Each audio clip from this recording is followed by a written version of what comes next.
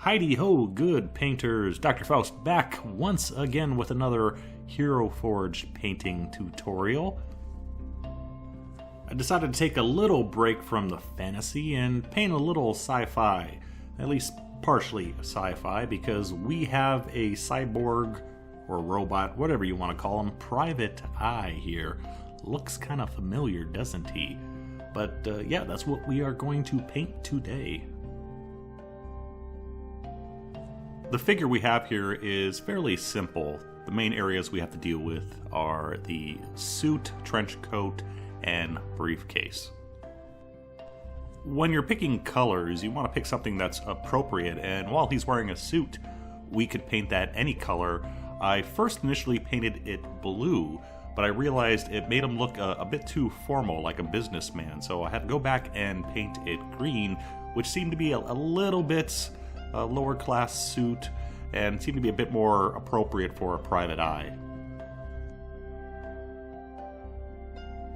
As always, we are thinning our layers roughly a 1:3 paint to water ratio, so we have transparent layers of paint slowly building up.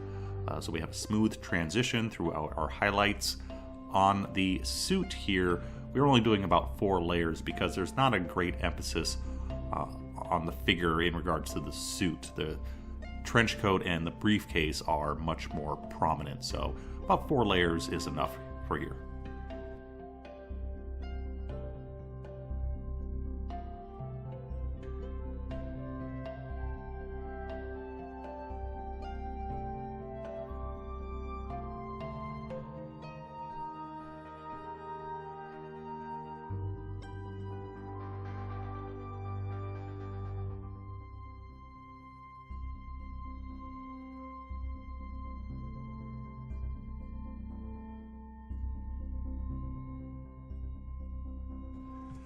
The trench coat is a big portion of the figure, so we're going to take our time and really thin our layers. This is going to be more close to 1:5, 1:4 paint to water ratio, and we're going to be doing a lot more highlighting just because we have a much larger surface area to deal with.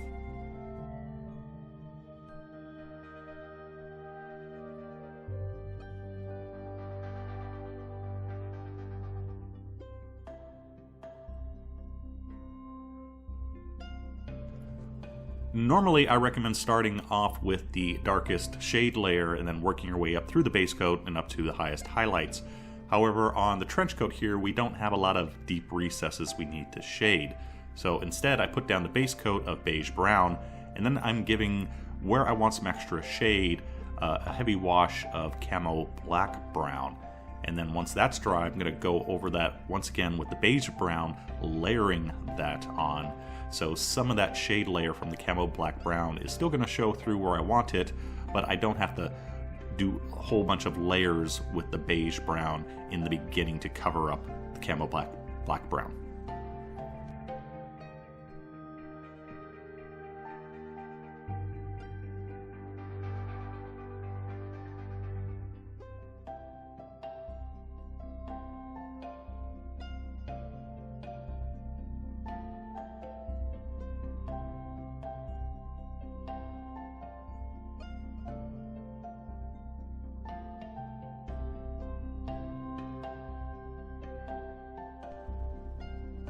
So because we have such a broad, flat surface area with the trench coat, this is the reason why we want to have our paints a little bit more on the thin side.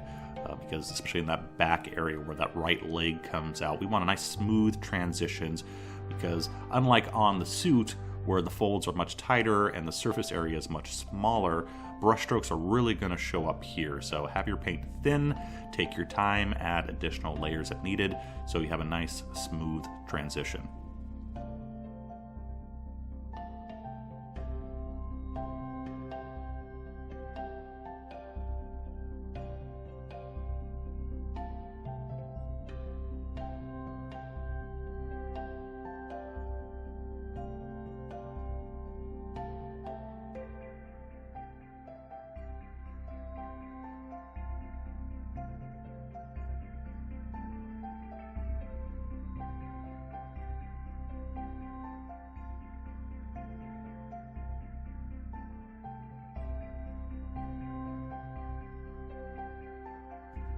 As we start working up to the final highlights, in some areas you can use thicker paint and all those little belts and straps. I'm using a paint that's just a little bit thicker so we have more control over it and we get a nice crisp edge on that belt, for example. And then in the broader areas where we still want a little bit more highlight, that paint is a little bit thinner, once again going back to our 1:5-ish paint to water ratio.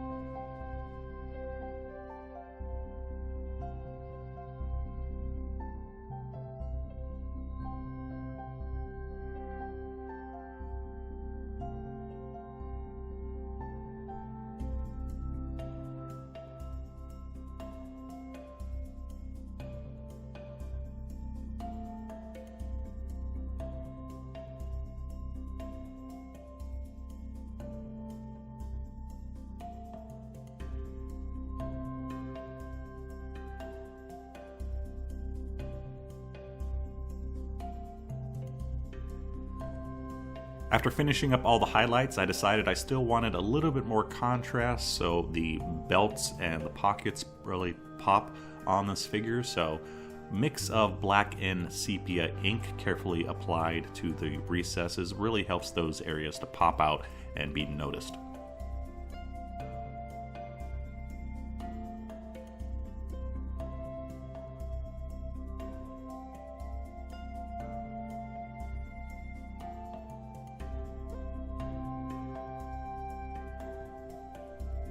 On to the hat, another fairly small portion of the miniature, so we don't have to have our paints as thin as we did on the trench coat. Also, I wanted the hat to look just a little bit beat up, a little bit disheveled, so I also used the paints a little bit thicker and made the contrast a little bit more extreme, so it looked like it was damaged a bit more. It doesn't come out well because of the, on camera, because of the shape of the hat. It's not a very flat surface area, but you're going to see the same thing done a bit more prominently on the briefcase next.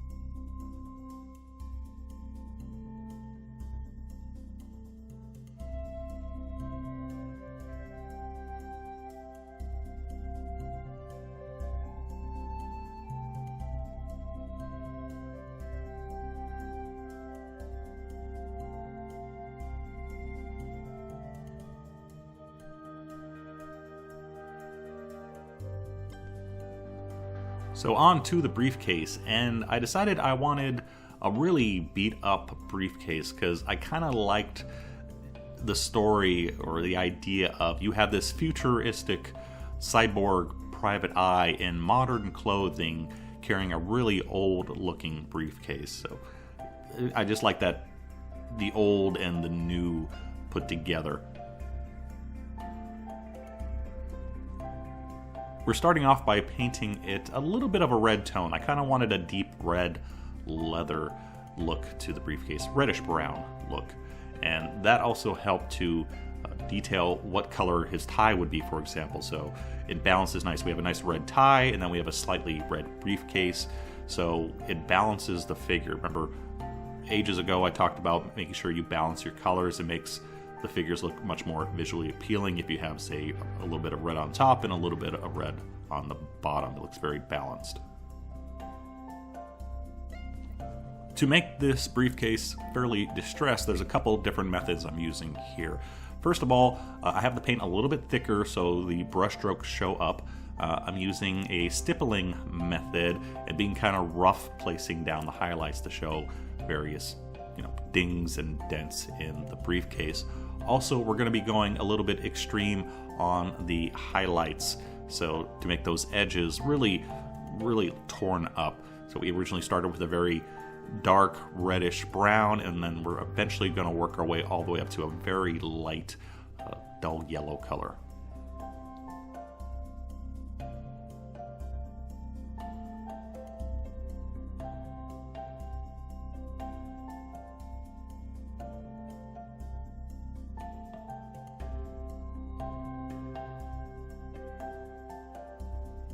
To add a bit of dirt and distress, going back with some thinned charred brown, just to do some spots, stippling on the briefcase and kind of just blend them in with the finger. So once again, just a little bit more distress to the briefcase, and you can really see now how the different application of paints makes the briefcase look completely different from the trench coat.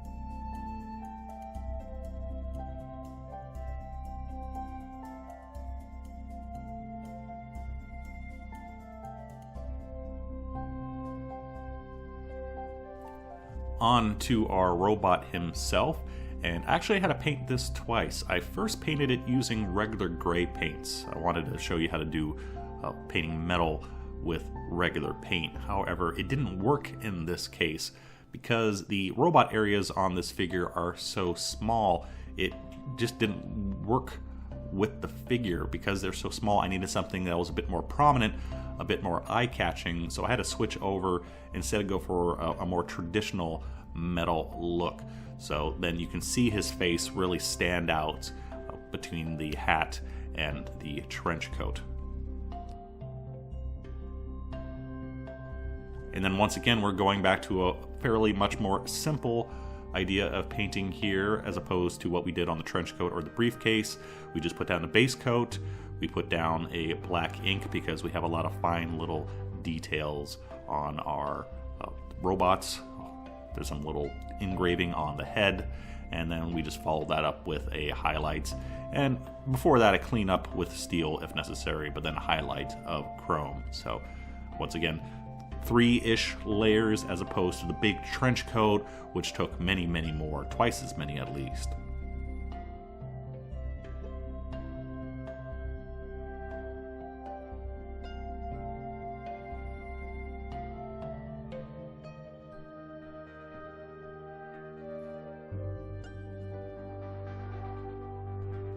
And there we go, we have our Cyborg PI, Rex Dart, I've been calling him. Fairly simple miniature. Like I said, there's only a few main areas. We don't have a lot of belts, pouches, and weapons to deal with. So main concentration is on the trench coat. Take our time with that, smooth layers. Briefcase paints a little bit thicker so the brushstrokes show up a bit more, looks more distressed, up the contrast. And then the smaller areas you can get away with just a couple highlights or even just a base coat wash and highlight because they're not as important to the eye. Remember, if you do want to work on your layering techniques, large, smooth areas like the trench coat, it's a really good area to practice on. Also, it's very difficult. If those brush strokes are still showing up, you have to have your paint thinner or you have to use more transitional layers. Either method will work. But that's it for Rex Dart, and I'll see you next time. Thanks for watching. Bye-bye.